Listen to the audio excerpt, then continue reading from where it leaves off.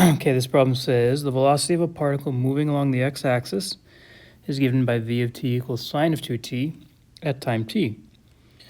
If the particle is at x equals 4 when t equals 0, what is the position of the particle when t equals pi over 2?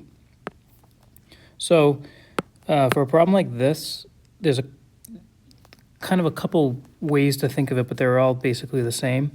One is just that by the fundamental theorem,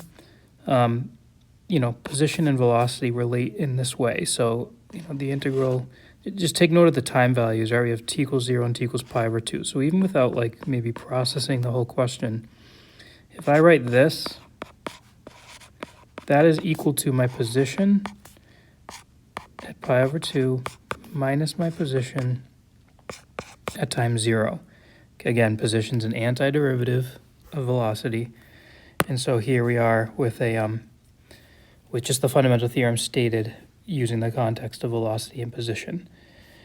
So let's call this like approach 1 if you like this way. And so like now let's look what we have, right? They're told that the particle's at x equals 4 when t equals 0.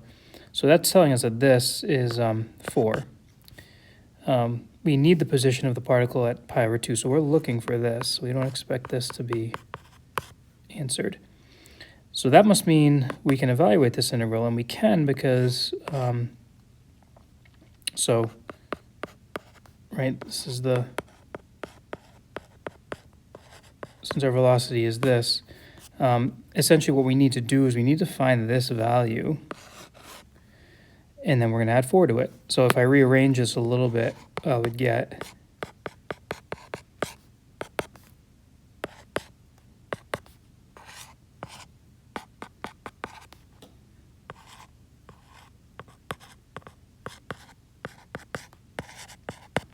that. Right, and so like this is essentially saying, so the position at a given time is the position that you started with. Right? This is s of 0 plus the change. So like this is start, and this is change. Okay, where you are is where you started plus how you changed. So in any case, this is started as way 1, but it kind of merged. I would kind of call this, if you jotted this down right away, this is like way 2. Where you are, your position is equal to where you start plus how your position changes. But in any case, really it all hinges on this integral here. So we gotta evaluate this. And it's non-calculator, so we have to use we'll use the fundamental theorem. That's a tool. So that integral there, let's just find an antiderivative of, I'm going to do it down here. I'm going to notice I'm writing on the answer key. We already know the answer is D, so we'll just make sure we land at D. So my position, so this integral here would be the integral from 0 to pi over 2 of sine of 2t, so I need an antiderivative.